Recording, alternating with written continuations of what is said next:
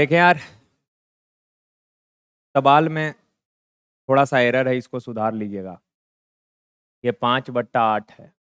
Okay ना। आसान सा कैलकुलेशन है, बस इसको करना पड़ेगा आपको। देखिए 4 एकम 4 और एक 5/4 और यहाँ है 5/8, तो एलसीएम हो जाएगा 8। 4 दूना 5 दूना 10, 10 में से 5 गया, 5 बच जाएगा। अब इन दोनों को सिंप्लीफाई करिएगा तो 3 में से 5/8 घटाएंगे तो 8 दिया, 24 में से 5 जाएगा कितना, 19/8 हो जाएगा। अब अगर इन दोनों को करिएगा तो 8 दूना 16 और 7 24 और बट्टा 8 है। घटाइएगा तो मेरे प्यारे भाई हो जाएगा ये कितना, 5/8 और प्लस इधर है p/, 8 दूना 16 और 16 7 23 ही न होगा, 23। तो ये हो जाएगा कितना, 4/8 और बराबर में सर 0। एलसीएम 8 हो जाएगा तो 4 + p/8 बराबर 0, क्रॉस करेंगे तो 0 हो जाएगा। p बराबर कितना, -4। Option B. देखिए कहा, 4 दोस्त पी क्यू आर एस समान समय पर समान बिंदु से 400 मीटर लंबे वृत्ताकार ट्रैक पर क्रमशः 4, 8, 16, 20 के चाल से दौड़ना शुरू करता है। यदि वे सभी समान दिशा में दौड़ रहे हैं तो वे कितने समय बाद पहली बार मिलेंगे। तो जब सर्कुलर पथ पर अगर सभी धावक एक ही समय, एक ही दिशा में, एक ही बिंदु से दौड़ना शुरू किया है तो पहले ये देखना पड़ेगा कि सभी धावकों को उस सर्कुलर पथ का एक चक्कर पूरा करने में कितना समय लगेगा। और आप सबको पता है कि सर समय होता है दूरी बट्टा 4। तो मेरे भाई, अगर सर्कुलर पथ 400 मीटर लंबा है और ये 4 मीटर पर सेकंड के चाल से जा रहा है तो एक चक्कर लगाने में समय कितना, दूरी बट्टा 4, 400/4 यानी कितना, 100 सेकंड लगेगा एक को। ओके ना। अच्छा, बी को एक चक्कर लगाने में कितना समय, तो दूरी बट्टा 4, 400/8 यानी 50 सेकंड। इसी तरह से सी को समय लगेगा कितना, 16 से डिवाइड करिएगा 25 सेकेंड। और डी को समय लगेगा कितना, 20 से डिवाइड करिएगा तो 20 सेकेंड। यानी ये आ गया सर सभी धावकों द्वारा सर्कुलर पथ का एक एक चक्कर लगाने में जो समय लगेगा वो हम लोगों ने पता कर लिया। अब इन समयों का जो एलसीएम होगा वो निकाल लेते हैं। अब इन सब का एलसीएम 100, 50, 25 का एलसीएम 100 ना, तो 100 एलसीएम हो जाएगा। यानी ये सभी धावक 100 सेकेंड बाद एक साथ मिल जाएगा। देखिए कहा, एक मिश्रण में रेत और सीमेंट का अनुपात 7:1 है। रेत और सीमेंट का रेशियो जो है ये 7:1 है। का इस मिश्रण के शेष 72 किलो में, ये शेष का कोई मतलब है नहीं, कहा मिश्रण के 72 केजी में कितना सीमेंट मिला दे, कितना सीमेंट मिला दें ताकि रेशियो हो जाए 6:1। अच्छा, अगर सीमेंट मिलाइएगा तो रेत का क्वांटिटी तो कांस्टेंट रहेगा, रेत को इक्वल करना पड़ेगा ना। तो इसको इक्वल अगर करिएगा तो सर 6 से ऊपर में गुना करना पड़ेगा, और 6 से यहाँ तो यहाँ भी, और नीचे 7 से गुना कर दीजिए सर। सवाल कहा कि बताइए, या फिर ऐसे करते, ये सही है लेकिन साइड थोड़ा सा फ्रेश हो जाएगा। यहाँ रेत को इक्वल बनाना है तो ऊपर में 6 से गुना कर लीजिए और नीचे में कितना, 7 से मल्टीप्लाई, तो ये 7 छक 42, 6 सत्ते 42, 6 एकम 6, नीचे 7 छक 42, 7 एकम 7।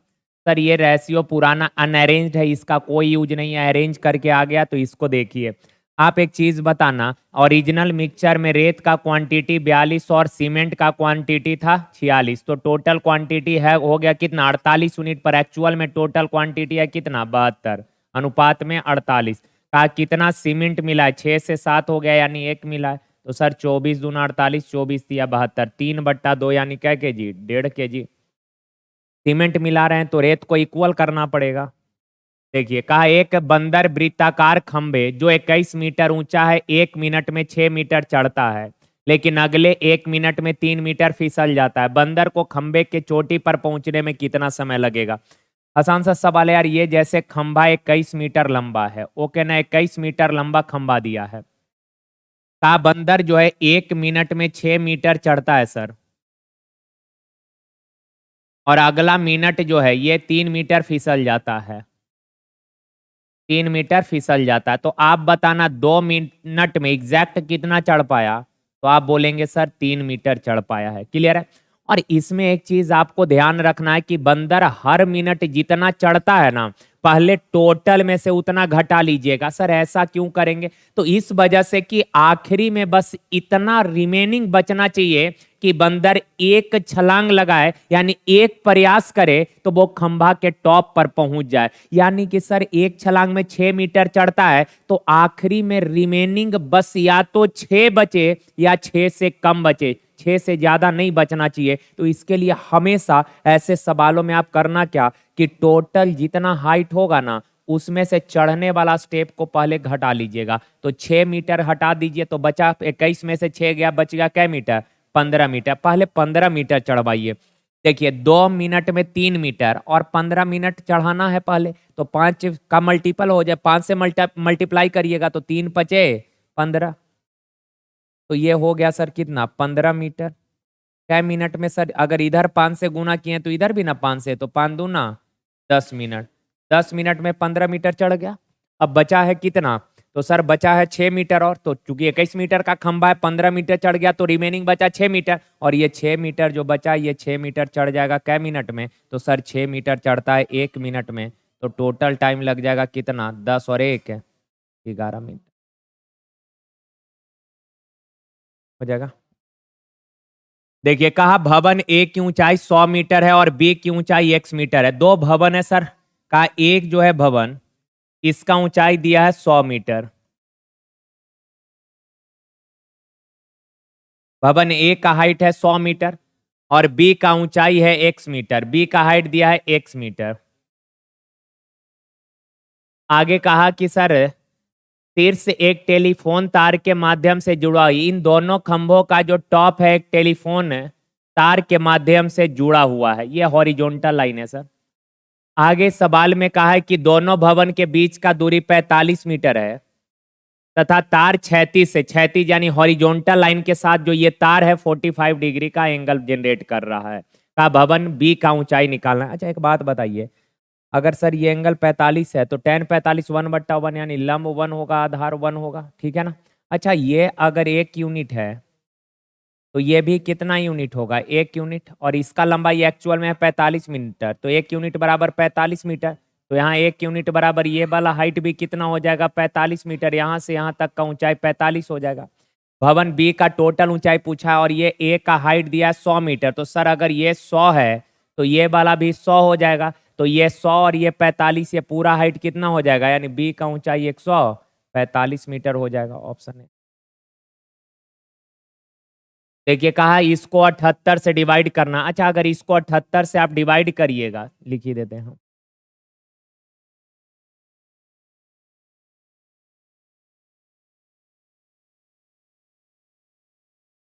78 से डिवाइड करेंगे। देखिए तो 78 से अगर इसको डिवाइड करिएगा तो रिमाइंडर बचेगा सर -1।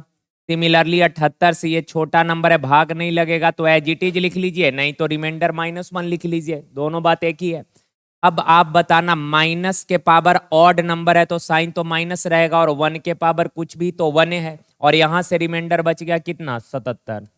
-1 प्लस 77 कितना? 76। Option C. आसान सा ही सवाल था ये भी।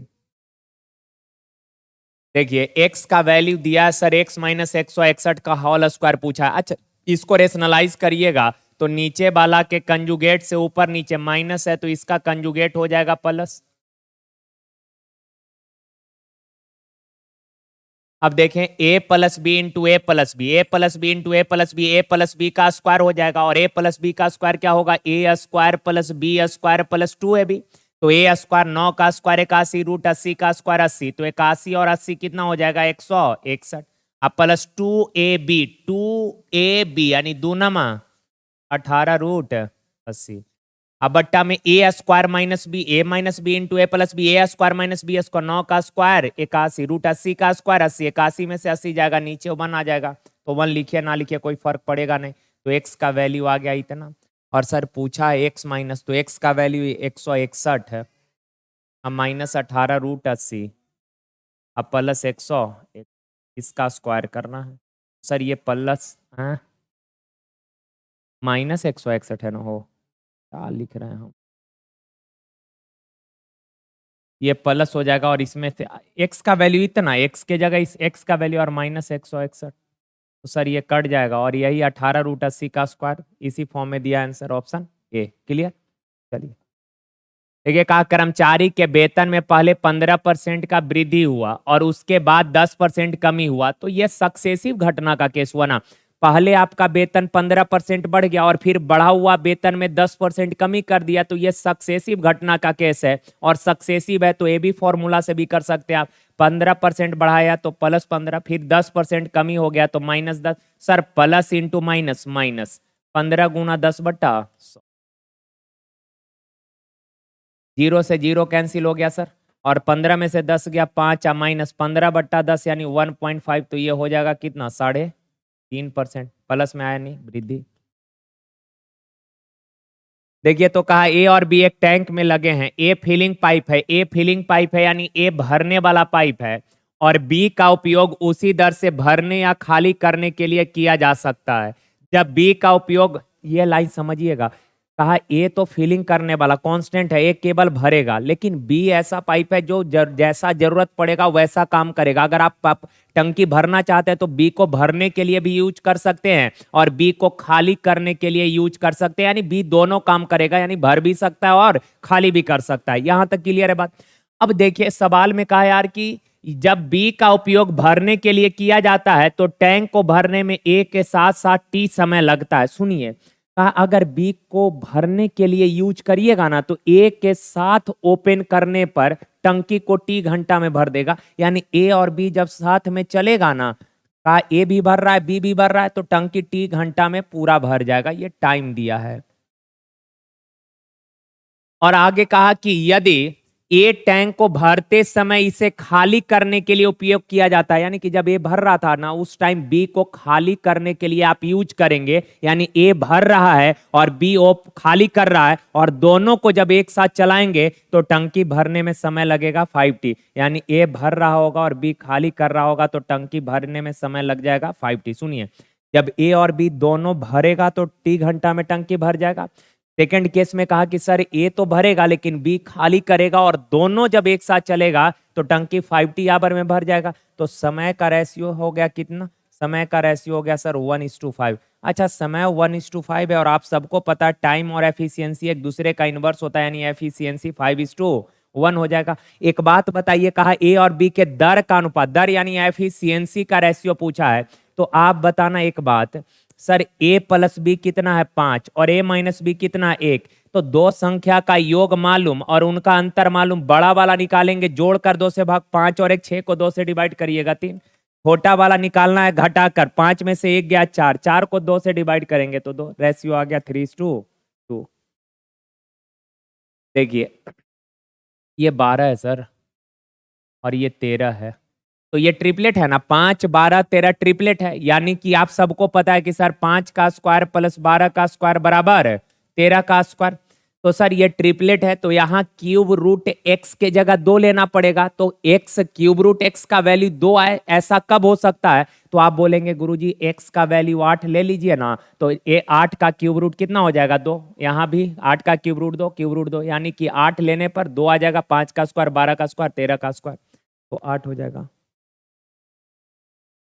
18 आदमी अथवा 36 लड़का 6 घंटा पर डे काम करके खेत को 24 दिन में जोत सकता है। सुनिए, भाई ये रिलेशन दिया है कि 18 आदमी, नहीं दिख रहा, कहा क्या 18 आदमी अथवा यानी कि बराबर 36 लड़का, 18 आदमी अथवा 36 लड़का किसी से भी काम कराइए, सर एफिशिएंसी सेम है। 18 आदमी से अगर आप काम कराना चाहते हैं तो काम करा लीजिए, या 36 लड़का से काम कराइए। 18 आदमी या 36 लड़का जो है, कहा कि काम को 6 घंटा पर डे करके 24 दिन में पूरा कर देगा। आपके पास दो ऑप्शन है कि सर आप 18 आदमी से काम कराइए तो भी समय उतना ही लगेगा, या 36 लड़का से कराइए समय उतना ही लगेगा, यानी 18 आदमी और 36 लड़का का जो काम है ये आपस में क्या हो जाएगा, बराबर।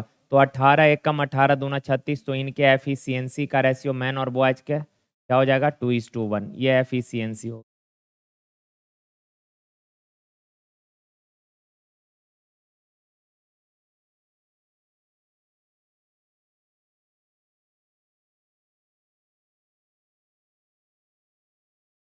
क्लियर है, एफिशिएंसी आ गया। अब एक बात बताइए, लिखना शुरू करिए। 36 लड़का 6 घंटा पर डे काम करके, सर 36 बॉयज 6 घंटा पर डे काम करके किसी काम को कितने घंटे में कर देगा? 24 घंटा में। तो यानी बराबर, तो यानी बराबर। अब आगे सवाल में क्या बोला यार? आगे इसने बोला 24 आदमी और 24 लड़का मिलकर 9 घंटा पर डे काम करके उसी काम को कितने दिन में कर देगा? हमने मान लिया डी दिन में कर देगा। अब मैन का एफिशिएंसी 2 है तो मैन के जगह 2, मैन का 2, बॉयज का 1। अब एक बात बताइए, 9 से काट दीजिएगा तो ये 4 बार में कट जाएगा ना, तो 4 दूना क्या, ये 4 दूना 8 गुना 6 या गुना 24 बराबर 24 दूना 48, 48 और 24 कितना हो जाएगा? 48 और 24 72। 24 तिया 72, 3 दूना 6, तो डी बराबर 16 दिन। हैं? कितने दिन में जोतेगा?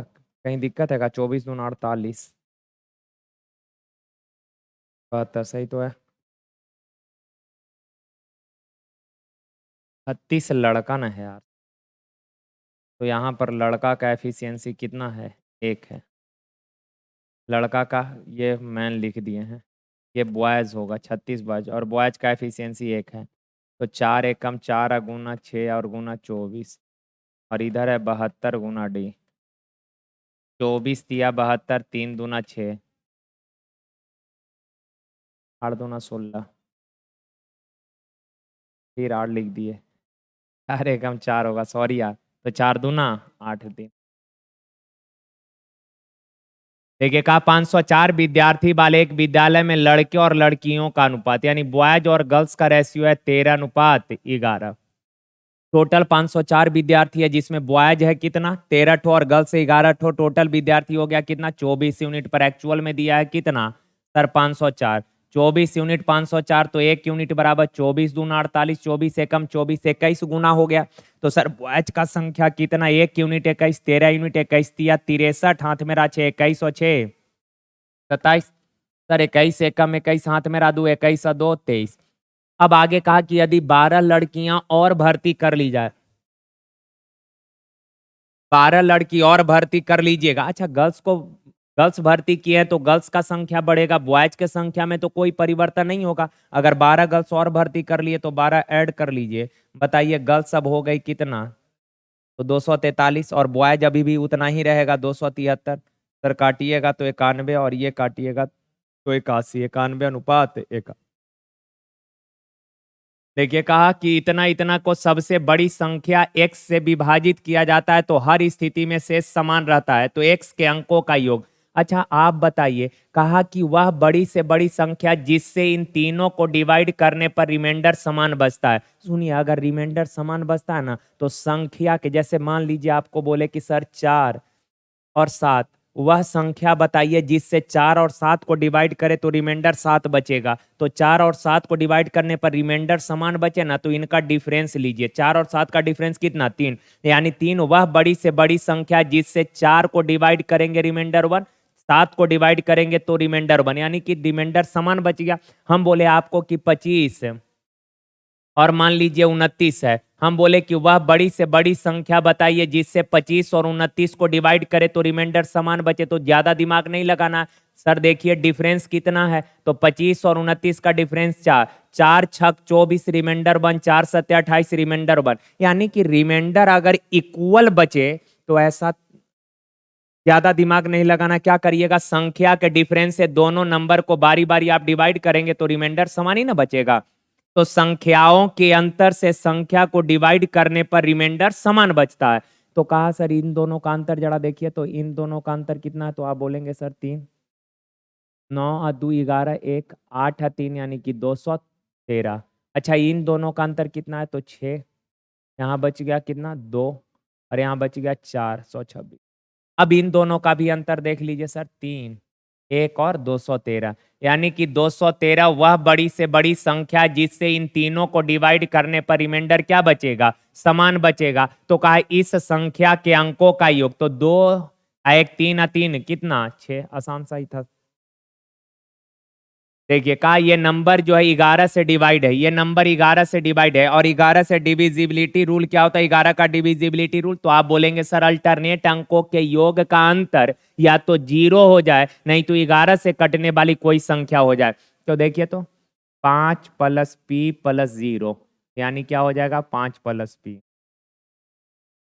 और यहाँ देखिए तो 2 और 3, 5 और 4 9, इनका अंतर क्या आ जाए, 0 या 11 से कटने वाली संख्या। तो 0 आए, इसके लिए यहाँ पर 9 होना चाहिए था, क्या होना चाहिए 9। तो 5 है, पी का मान क्या लें ताकि जोड़ने पर 9 बन जाए, तो 4। पी का वैल्यू 4 लेंगे तो 5 4 9 में से 9 गया 0 और नंबर 11 से कटेगा। अच्छा पी अगर 4 लिए हैं तो 4 का स्क्वायर 16 दूना 32 और 4 36, 36 का वर्गमूल।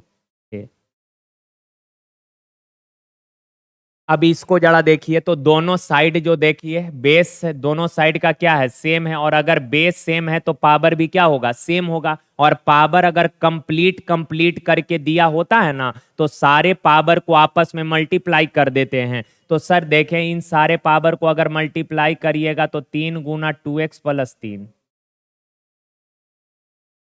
इंटू -3/4 बराबर 2/3 into 3x plus 7 into -6/5। Base same है, अगर बेस सेम है तो पावर भी क्या होगा, सेम हो जाएगा। अब बस इसी को सिंप्लीफाई कर लेना है मेरे प्यारे भाई। माइनस से माइनस कैंसिल हो गया, 3 दूना 6, अब नहीं कटेगा। नीचे देखिए तो 5 तिया 15 क्रॉस हो के आएगा तो 15 तिया 45, 5 तिया 15 तिया 45, 45 से दोनों में 45 दूना, अब 45 दिया 135। अच्छा ये बट्टा वाला 4 ऊपर जाएगा तो 4 दूना 8, 8 दूना 16, तो 16 तिया 48 प्लस 16 सते 112। सर 48 इधर आके घटेगा 42x, 135 उधर जाके घटेगा, कितना हो जाएगा 7। अच्छा ये ना घटेगा हो कितना 3 2, ठीक है माइनस, तो x बराबर -23/, x का वैल्यू -23/42 आ गया। और पूछा है 2 - 42 x, तो 2 - 42 गुना x का वैल्यू है -23/42। तो 42 से 42 कट गया, root under 2 minus into minus plus 2 plus 23 कितना 25, और 25 का वर्गमूल हो जाएगा कितना सर 5। देखिए कहा चीनी के मूल्य में 20% वृद्धि हो जाती है। अच्छा मूल्य 20% बढ़ गया, 20% यानी क्या 5 से हो गया 6। और कहा व्यक्ति अपने खर्च में 8% वृद्धि करता है, खर्च 8% बढ़ा दिया यानी 100 से हो गया 108। तो कहा कि खपत में क्या चेंज आएगा, खपत में क्या होगा, पिछला सेट में भी एक सवाल बताए तो खपत क्या होता है, खर्च बट्टा मूल। खपत कैसे निकालते हैं, खर्च बट्टा मूल। तो सर 5 से काटिएगा 20 बार में, 6 से काटिएगा 18 बार में, तो 20 खर्च खपत पहले होता था, अब खपत है कितना 18। तो खपत में कितना का कमी हुआ, 2 का कमी कितना पर 30 पर परसेंट, 100 से गुना 20 पचे 100 यानी 5 दूना 10%। देखिए कहा ए बी एंड सी के पूंजी का रेशियो दिया है, ए बी एंड सी तीनों के पूंजी का रेशियो मालूम है, ए बी एंड सी तीनों के पूंजी का रेशियो है 2 3 5। आगे कहा है यार कि व्यवसाय शुरू करने के 4 माह बाद ये अपनी पूंजी 50% बढ़ा दिया, और बी 6 माह बाद अपनी पूंजी 33/1/3% बढ़ा देता है।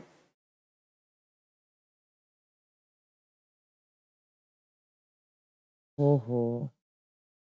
तथा सी 8 महीने बाद अपनी 50% पूंजी निकाल लेता है। यदि वर्ष के अंत में कुल लाभ 86,800 रुपया का है तो लाभ में ए और सी के हिस्सों का अंतर। अच्छा ये वर्ष के अंत में 86,800 का लाभ हुआ, इसका मतलब है कि ये बिजनेस जो है ये बिजनेस 12 महीने का है, 1 साल यानी 12 महीने का है। तो भाई मेरे ए 4 माह बाद 50% पैसा बढ़ा दिया, तो 4 माह तक तो ए का यही पैसा रहा, उसके बाद 50% बढ़ा दिया, 50% यानी आधा, पहले 2 रुपया था आधा, आधा यानी 1 रुपया और लगाया तो हो गया क्या रुपया 3, जो अगले क्या माह तक 8 माह तक। का बी 6 माह बाद 33 से 1/3% बढ़ा दिया। 6 माह बाद यानी 6 माह तक बी का यही पैसा रहा, उसके बाद 33 से 1/3, 33 से 1/3% का फ्रैक्शन कितना, 1/3। तो 3 का 1/3, पहले बी का पूंजी था 3 और उसका 1/3 यानी क्या रुपया, 1 रुपया और बढ़ा दिया तो हो गया 4, जो अगले क्या माह तक, 6 माह तक। और कहा सी 8 माह बाद 50% निकालिया, 8 माह बाद निकालिया यानी 8 माह तक तो सी का यही पैसा रहा। 50% यानी आधा निकालिया, 5 था आधा निकालिया तो बचा 2.5 रुपया, जो अगले कै माह तक, 4 माह तक। हो गया काम। तो ये है सर 4 दूना 8 और 8 दिया 24 और 8 6 तिरिक 18, 6 चौक 24, 24 42 ना, और 8 पचे 40, 25 चौक 100 यानी कि 10, तो ये हो जाएगा 50। छोटा कर लीजिए, 2 से 16, 23 और 2 से 25। सर टोटल लाभ हुआ है 86,800। अनुपात में टोटल लाभ कितना है सर, अनुपात में 5 या 6, सॉरी 6 6 12, 2 2 4 1 5 और 1 6, 62। और कहा ए और सी के हिस्से का अंतर, ए और सी के हिस्से का अंतर 9, तो 62 से एक बार 62 चौक 1400, ये हो जाएगा 0 0 9 चौक 36 और 3 और 3 12, 12,006 हो जाएगा। अभी भी है, हो गया खत्म, है ना। अभी काची गिर का चिरा था ऊपर। देखिए का यूनिट डिजिट निकालना। अच्छा एक बात बताइए, इकाई अंक निकालना है तो ये सब का तो कोई यूज नहीं है, फालतू का है। आप बताइए सर, 7 के पावर 38 है, यूनिट डिजिट निकालना होता है तो पावर को 4 से डिवाइड करते हैं। पावर को कितना से डिवाइड करते हैं, 4 से, तो 4 नमा 36, शेष बच गया 2। और सर 4 इवन ऑड पे काम करता है। 4 के पावर इवन तो इकाई अंक 6, ऑड तो इकाई अंक 4 होता है। जैसे देखिए ना, 4 के पावर 1 कितना होता है, 4, 4 का स्क्वायर कितना, 16, 16 का इकाई अंक 6, 4 का क्यूब 64, 64 का इकाई अंक 4, 4 के पावर 4 256, 256 का इकाई अंक 6। तो आप देख पा रहे हैं सर, पावर ऑड है तो यूनिट डिजिट कितना है, पावर ऑड है तो इकाई अंक 4, और पावर इवन है, इवन है तो इकाई अंक 6। तो 4 और 9 दो नंबर ऐसा है जो इवन ऑड पे भी काम करता है। तो यहाँ पर मेरे प्यारे भाई 4 के पावर 20 इवन नंबर है तो इकाई अंक 6, 7 का स्क्वायर 49, 49 का इकाई अंक 9 प्लस 6 15, 15 का इकाई अंक कितना। देखिए कहा एक स्कूल के 8वीं क्लास में क्रिकेट खेलने वाले विद्यार्थी और फुटबॉल खेलने वाले विद्यार्थी का अनुपात, यानी क्रिकेट खेलने वाले 27 है और फुटबॉल खेलने वाले 13 हैं। आगे कहा कि सर फुटबॉल खेलने वाले विद्यार्थी और हॉकी खेलने वाले विद्यार्थी का अनुपात, फुटबॉल खेलने वाले और हॉकी खेलने वाले का रेशियो 26:14 है। अच्छा एक बात मेरे प्यारे भाई जरा बताना, दोनों रेशियो को देखकर कि सर दोनों में कॉमन कौन है। तो आप बोलेंगे सर फुटबॉल वहां भी है यहाँ भी है, तो फुटबॉल का वैल्यू यहाँ तो 13 है पर यहाँ कितना है, 26 है, तो वैल्यू क्या होना चाहिए सर, आप बोलेंगे सेम होना चाहिए सर। तो सेम बनाइए, यहाँ 13 है और यहाँ 26 है, तो यहाँ 2 से गुना कर देंगे तो यहाँ भी 2 से गुना करना पड़ेगा। हो गया यार, क्रिकेट फुटबॉल और हॉकी। क्रिकेट कितना है सर, 27 दूना 54, फुटबॉल तो दोनों जगह 26 है और हॉकी कितना है, 14। सवाल कहा कि 8वीं क्लास में कुल 470 विद्यार्थी हैं और प्रत्येक विद्यार्थी केवल एक ही खेल खेलता है, तो क्रिकेट खेलने वाले विद्यार्थी का प्रतिशत ज्ञात करें। देखें यहाँ परसेंट में रिजल्ट मांगा है तो इसका तो कोई यूज नहीं है, इसको हटाइए, डायरेक्ट कर लेंगे। क्रिकेट खेलने वाले बच्चे हैं क्या को, 54, टोटल विद्यार्थी कितना में, तो 4 6 10 4 14, 5 या 3 8 और 1 9, 94%, 100 से गुना। अब 5400/94 यानी काट दीजिएगा तो यानी 57.45% होगा।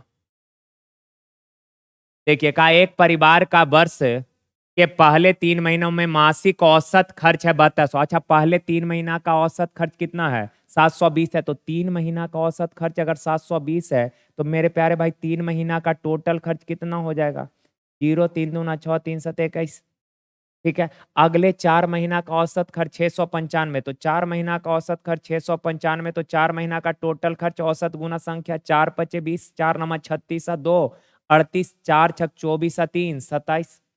आगे कहा अंतिम 5 महीने का औसत खर्च है 732, तो टोटल खर्च कितना हो जाएगा मेरे प्यारे भाई, 5 दूना 10, 5 या 15 और 1 16, 35 और 1 36। आगे कहा कि यदि पूरे वर्ष में कुल बचत 1632 हुआ है तो कहा कि परिवार की औसत मासिक आय। अच्छा एक बात बताइए, ये टोटल औसत बचत है, ये औसत खर्च दिया है, तो ये टोटल 3 महीने का खर्च है, ये 4 महीने का, ये 5 महीने का ऐड कर देंगे तो ये 12 महीने का टोटल खर्च आ गया। 12 महीने का टोटल खर्च कितना हो गया?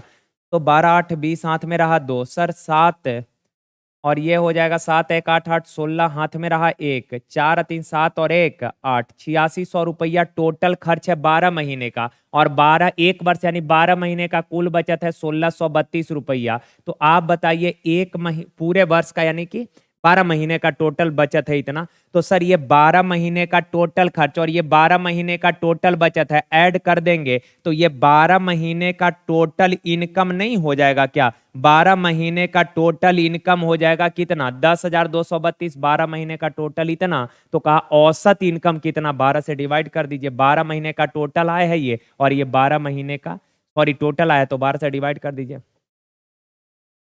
12 8 है 93, 93 6, 12 तिया, कहीं दिक्कत है क्या यार? डेसिमल में आएगा, पूरा पूरा कटेगा नहीं, तो एक ही ऑप्शन है जो पॉइंट में है, पूरा डिवाइड भी नहीं करना, बाकी सब तो इंटीजर है, एक ही ऑप्शन है जो डेसिमल में है। देखिए कहा कौन सा कथन सत्य है? आसान सा सवाल है। ऑड प्लस ऑड इवन होता है क्या? कोई भी ऑड लीजिए, 1 प्लस 1 क्या होता है? 2, इवन नंबर है 2। अच्छा 3 प्लस 3 क्या होगा? तो आप बोलेंगे सर 6, 6 भी एक इवन नंबर है, 3 ऑड नंबर है। सर 5 ऑड नंबर है, तो 5 प्लस 5 क्या है? 10, 10 इवन नंबर, यानी पहला स्टेटमेंट सही है कि अगर ऑड प्लस ऑड यानी 2 ऑड नंबर को ऐड करेंगे तो रिजल्ट इवन आ जाएगा। अच्छा यहाँ 3 ऑड नंबर को ऐड करने पर ऑड आ रहा है, देख लीजिए 1 प्लस 1 प्लस 1 का, तो 1 प्लस 1 प्लस 1 कितना आती है? मान लीजिए 3 प्लस 3 प्लस 3 है, 3 तिया 3 दूना सॉरी 3 3 6 या 3 9 हो जाएगा। मान लीजिए 3 है 5 है और 7 ले लेते हैं, तो 5 3 8 और 7 15 ऑड ही है। तो आप देख रहे हैं दोनों कंडीशन क्या है, both first and second right है। देखिए कहा निश्चित वार्षिक साधारण ब्याज के दर पर कोई धनराशि 7 वर्ष में स्वयं से 170% अधिक हो जाती है। अच्छा 7 वर्ष में कोई राशि खुद से 170% ज्यादा हो गया, तो सर प्रिंसिपल खुद से जितना ज्यादा होगा वही तो ब्याज होता है ना। तो कोई पैसा 7 वर्ष में खुद से 70% ज्यादा हो गया, यानी कि 7 वर्ष में उसको 70% ब्याज मिला, तो 7 साल में अगर 70% ब्याज मिला तो 1 साल में ब्याज मिला कै परसेंट? 10%। और 1 साल का जो ब्याज होता है उसी को तो रेट बोलते हैं मेरे भाई। आगे कहा 8,000 की धन राशि पर समान ब्याज दर पर 3 वर्ष में चक्रवृद्धि ब्याज, ब्याज है स्थान लिख दिया, चक्रवृद्धि ब्याज होगा। अच्छा 10% का फ्रैक्शन 1/10, ब्याज मूलधन पे मिलता है, यानी कि मूलधन 10 है, एक का ब्याज मिला तो मिश्रधन हो गया 11, और 3 साल का केस है तो क्यूब कर लीजिए, तो 1,000 और ये 1331। 1,000 प्रिंसिपल है पर एक्चुअल में दिया है कितना? 8,000, यानी कि कै गुना? 8 गुना का कितना ब्याज मिला? तो चक्रवृद्धि ब्याज 331 है, 1 बराबर 8, तो 331 बराबर 8 दिया 24 और 2 26, 2648 हो जाएगा। चलिए देखिए कहा 2021 में क्रिकेट टीम 225 मैच में 80% जीतना चाहती है। अच्छा 225 में 80% यानी 4/5 मैच जीतना चाहती है। 5 चौक 20, 5 पचे 25 यानी 180 मैच जीतना चाहती है। टीम को टोटल 225 मैच खेलना, उसमें 80% जीतना चाहती है, यानी 225 में से 180 मैच जीतने का उसका लक्ष्य है। आगे कहा कि सर पहले से खेले जा चुके 120 मैचों में सफलता दर 70% है। आप बताना 120 मैचों में सफलता दर क्या परसेंट है? 70%। यानी कि 120 में से कितने मैच? 12 सतह 84 जीत गया। तो कहा कि बताइए लक्ष्य तक पहुंचने के लिए शेष मैच में सफलता दर कितना होनी चाहिए? आप बताना टोटल जितना था आपको कितना मैच? 180 मैच। अभी तक आप जीत चुके हैं क्या मैच? 84 मैच। अभी और क्या मैच जीतना पड़ेगा? 96 मैच अभी और जीतना पड़ेगा। अच्छा 96 मैच और जीतना है, टोटल कितना मैच में से? तो आप कहेंगे सर देखिए 225 मैच खेलना था, 120 मैच खेल चुके हैं, तो रिमेनिंग बच रहा है क्या मैच? तो सर 105 मैच। कितना मैच शेष बच रहा है? तो 105 मैच। कितना मैच? 105 मैच। तो 96 मैच जीतना है कितना में से? 105 में से, परसेंट तो 100 से गुना, ठीक है ना। 5 से काटिए 21 बार में, 5 से काटिए 20 बार में, 3 सत 21, 3 तिया 9, 3 दूना 6, तो 32 दूना 64, 640/7, 7 नमा 63, 7 एकम 7, ठीक है 91 पॉइंट समथिंग। एक ही ऑप्शन है, ऑप्शन देखिए कहा कार्य के 5/7 भाग 15 दिन में। अच्छा 5/7 भाग काम 15 दिन में कर देगा तो ये पूरा काम कै दिन में क्रॉस करेंगे सतिया 21 दिन में। ये पूरा काम 21 दिन में। आगे कहा कि सर बी की मदद से उन्होंने समूचे काम को 12 दिन में कर दिया। यानी ए और बी दोनों मिलकर काम किया है तो पूरा काम कर दिया है 12 दिन में। एलसीएम हो जाएगा कितना सर? 84। 21 चौक 84, 12 सतह 84। सवाल कहा कि बी अकेले पूरा काम कै दिन में, तो बी का एफिशिएंसी जानना पड़ेगा। ए का एफिशिएंसी 4 है, दोनों का 7, तो बी का कितना 3। कहा बी पूरा काम कै दिन में? 84 काम कै दिन में, तो बी के एफिशिएंसी से डिवाइड करिएगा 28 दिन में। कहा 6 6225 की धनराशि 3 हिस्सा में इस प्रकार बांटा जाए कि पहले हिस्से का 4 गुना, पहला का 4 गुना यानी एक का 4 गुना, दूसरे का 5 गुना और तीसरे का 7 गुना, सब बराबर है। सर 3 टर्म बराबर है, इन तीनों का अगर रेशियो लिखेंगे तो ए लिखना है तो ए को ढक दीजिए बाकी को गुना करके, 7 पचे 35। बी लिखना है तो बी को इग्नोर कर दें, 7 चौक। सी लिखना है तो सी को इग्नोर करें, 5 चौक 20। ठीक है, अब टोटल 6225 है, लेकिन अनुपात में टोटल कितना है मेरे प्यारे भाई? तो अनुपात में टोटल है तीनों को मिलाकर 8 5 13, हाथ में रहा 1, 2 2 4 3 7 और 1 83। का पहला और दूसरा के बीच अंतर, पहला और दूसरा के बीच का अंतर 7 है ना। सॉल्व करिएगा तो 83 से काटिएगा, कितना बार में कट जाएगा?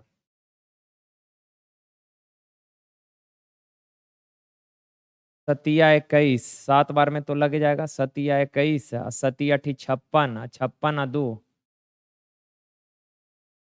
अठी अठी 64 ज्यादा, सतिया 21, सती अठी 56 2 58। तो घट जाएगा तो मेरे भाई बच जाएगा कितना? 1 8 4 12 और यहाँ 5, तो 5 ये 15, 5 75 बार में, तो 7 पचे 35, 7 7 49, 49 3 52, 125। का दो कोनों का योग 115 और उनका अंतर पाई/2 है। बड़े कोण का मान रेडियन में। अच्छा दो कोनों का योग 155 है और उन दोनों कोनों का अंतर पाई/2 यानी कि 180/2 90। बड़ा कोण क्या हो जाएगा? बड़ा कोण निकालना है तो दो संख्या का योग मालूम, अंतर मालूम। बड़ा जब भी निकालना है जोड़कर 2 से डिवाइड कर दीजिएगा। ये सबसे बड़े कोण का माप आ गया और इसका रेडियन में वैल्यू पूछा है तो सर डिग्री को अगर रेडियन में लाइएगा, ये डिग्री में, रेडियन में लाएंगे तो पाई/180 से मल्टीप्लाई करना पड़ेगा मेरे भाई। 5 से काटिएगा 36 बार में, 5 से काटिएगा 5 चौक 20, 55 सॉरी 5 नमा 45, यानी ये हो जाएगा कितना? 49 पाई अब बट्टा 36 दूना 72, 49 पाई/72। देखिए अच्छा सवाल है। रेलगाड़ी ए 6 बजे स्टेशन एम से प्रस्थान करती है और उसी दिन 2 बजे स्टेशन एन पर पहुंच जाती है। सुनिए, कहा ये 2 स्टेशन है सर, एम और एन। एक रेलगाड़ी स्टेशन एम से प्रातः 6 बजे चलना शुरू की है और कहा 2 बजे एन पर पहुंच गई। आराम से जरा बताइएगा, अगर यहाँ से 6 बजे चलना शुरू किया और 2 बजे यहाँ पहुंच गए, 6 बजे चलना शुरू किया 2 बजे पहुंच गए, यानी कि कै घंटा लगा? तो आप बोलिएगा सर 8 घंटा। 6 बजे चले 2 बजे पहुंच गए, यानी कि एम से एन तक जाने में समय लगा 8 घंटा। हमसे आराम से कहा दूसरा रेलगाड़ी बी 8 बजे स्टेशन एन से चलना प्रारंभ हुई है। 8 बजे स्टेशन एन से चलना प्रारंभ हुई है और कहा क्या कि एम पर वो पहुंच गई है 3 बजे। अच्छा आप सोच कर बताइए, 8 बजे चले और 3 बजे यहाँ आ गए तो समय लगा है कितना? तो आप बोलेंगे सर जी समय 8 बजे चले हैं तो समय लगा है कितना? 9 घंटा। 9 ना, 8 4 12 और 3 4 3 7 घंटा। बस हो गया काम खत्म। अब इस सवाल में ना तो दोनों स्टेशनों के बीच का डिस्टेंस मालूम है, ना ही किसी भी रेलगाड़ी का स्पीड मालूम है। तो पहला काम तो है डिस्टेंस निकालना पड़ेगा। सर टाइम है 8 और 7, 8 और 7 से कटने वाला नंबर बताइए तो 56, यानी मान लेते हैं दोनों स्टेशन के बीच का डिस्टेंस है 56 किलोमीटर। अब सोचकर बताइए, यहाँ से ये रेलगाड़ी जो है 8 घंटा में 56 किलोमीटर, तो इसका चाल हो जाएगा कितना? 7 किलोमीटर पर आवर। और यह 7 घंटा में 56 किलोमीटर, तो इसका चाल हो जाएगा 8 किलोमीटर पर आवर। अच्छा अब यहाँ पर टाइम दोनों का सेम है क्या? आप बोलेंगे सर नहीं, ये तो 6 बजे चला है, वो 8 बजे चला है, तो 2 घंटा ये पहले चला है, तो चलाइए सर 7 के चाल से चलकर 2 घंटा में कै किलोमीटर? ये 14 किलोमीटर चला। 6 बजे चलना शुरू किया था, 2 घंटा यानी कि 8 बजे यहाँ पर आ गया। आप बस इतना बताइए कि सर टोटल 56 किलोमीटर डिस्टेंस है, 14 किलोमीटर चल लिया तो रिमेनिंग डिस्टेंस बचा है कितना? तो आप बोलेंगे सर रिमेनिंग बचा है 42 किलोमीटर। अब 8 बजे दोनों एक दूसरे की ओर चल रहा है तो समय लगेगा कितना? दूरी बट्टा चाल 42 बट्टा अपोजिट डायरेक्शन है, चाल जुटेगा 15। 3 पचे 15, 3 से 14 या 42 यानी कि 2 सही 4/5 यानी 2 घंटा 60 से गुना करेंगे तो 12 पचे 60, 12 चौक 48 मिनट, 2 घंटा 48 मिनट। कहा कितने बजे मिलेगी? तो चलना शुरू किया है कितना बजे जरा बताइए? चलना शुरू किया है गुरुजी 8 बजे, तो 8 बजे के बाद 8 बजे के बाद अगर 8 बजे के बाद अगर 2 घंटा 48 मिनट लगा है यानी 10:48 पर। ठीक है, कोई दिक्कत नहीं है, बहुत ज़्यादा कॉम्प्लिकेटेड भी नहीं था। ये भी उसी टाइप का सवाल है, कहा ए से 9 बजे ए 9 बजे एक्स से चलना शुरू करता है और उसी दिन 1 बजे वाई पर पहुंच जाता है। अच्छा, 2 स्थान है एक्स और वाई। कहा एक्स से 9 बजे चलना प्रारंभ करती है और वाई पर 1 बजे पहुंच गई है। अच्छा, क्या घंटा लगा? 9 बजे चलना शुरू किए, 1 बजे पहुंच गए तो समय लगा क्या घंटा? 4 घंटा। और दूसरी रेलगाड़ी जो है 22 से 9 बजे चलना शुरू करती है और एक्स पर पहुंच जाती है 3 बजे। अच्छा, 9 बजे चलना शुरू की, एक्स पर 3 बजे, तो टोटल समय लगा क्या घंटा? 6 घंटा। तो दूरी कुछ मान लीजिए जो 4 और 6 से कट जाए, 12, 24, कुछ भी मान लीजिए, 12 किलोमीटर मान लेते हैं। 4 घंटा में ये 12 किलोमीटर, तो इधर से चलने वाली गाड़ी का चाल क्या होगा? 3 किलोमीटर पर आवर। और ये 6 घंटा में 12, तो इसका चाल क्या होगा? 2 किलोमीटर पर आवर। आप बताइए, पिछला सवाल में समय सेम नहीं था, यहाँ पर ये भी 9 बजे चली है और ये भी 9 बजे चली है, यानी एक ही समय एक दूसरे की ओर चलना प्रारंभ किया है। देखें, अगर टाइम इक्वल नहीं रहेगा ना, सेम नहीं रहेगा तो सेम बना लीजिएगा, लेकिन यहाँ ऑलरेडी दोनों एक ही टाइम पे चलना शुरू किया है तो समय लगेगा कितना? समय दूरी बट्टा चाल, चाल अपोजिट डायरेक्शन है, जुड़ जाएगा। 3 2 5, तो 2 सही 2/5 यानी कि 2 घंटा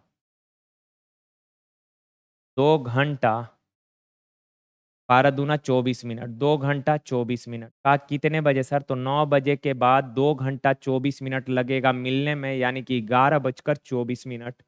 ऑप्शन ए।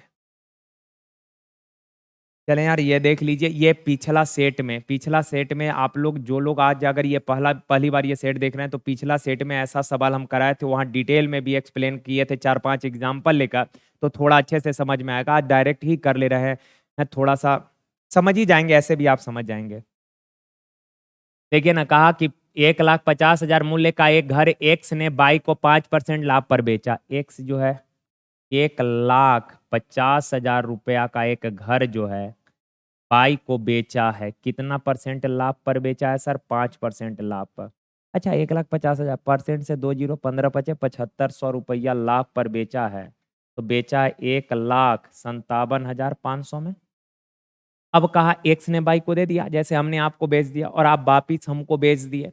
तो जब आप बेच रहे थे हमको तो आप 2% हानि पर बेच दिए सर, तो इसका 2% अगर निकालिएगा, 2% अगर निकालेंगे तो परसेंट से 2 जीरो कैंसिल, 2 पचे 10, 2 सते 14 और 1 15, 2 पचे 10 और 1 11, 2 और 1 3, यानी आप 3,150 रुपए के हानि पे हमको दिया, यानी बाई जो है 3,150 के हानि पर एक्स को दिया। तो बताए थे कि सर बाइक को जीतने का लॉस या प्रॉफिट, जैसे बाइक को अगर 3,150 का लॉस हुआ है, इसका मतलब ये हुआ कि एक्स को पूरे लेन देन में 3,150 रुपया का प्रॉफिट। बाइक को अगर इतना का लॉस तो एक्स को इतना ही का क्या होगा? प्रॉफिट होगा। कहा कि 12 सेंटीमीटर भुजा वाले एक ठोस घन को बराबर आयतन वाले 8 छोटे घनों के रूप में काटा गया। एक 12 सेंटीमीटर भुजा वाला बड़ा घन था और उसको काट काट कर 8 छोटा छोटा घन बना दिए, तो कहा बनने वाले छोटे घन का भुजा। तो सर बड़ा घन का भुजा 12 है तो आयतन क्या होगा? भुजा क्यू, घन का आयतन भुजा क्यू, यानी 12 का क्यू अर्थात 12 गुना 12 गुना 12। और बड़ा वाला घन को काट कर 8 छोटे छोटे घन बनाए, माना प्रत्येक छोटे घन का भुजा जो है ए है, तो आयतन एक ही हो जाएगा, यानी एक घन का आयतन इतना, और ऐसा ऐसा घन बनाए हैं 8 को, तो 8 को का आयतन कितना? 8 से गुना। सर बराबर है तो 4 दूना 8, 4 तिया 12, 2 छक 12, 12 छक 72 तिया 216, एक क्यू 216 तो ए बराबर 6 ऑप्शन। तो चलें यार आज के लिए यहीं तक मेरे प्यारे भाई, थैंक यू यार, धन्यवाद, थैंक यू।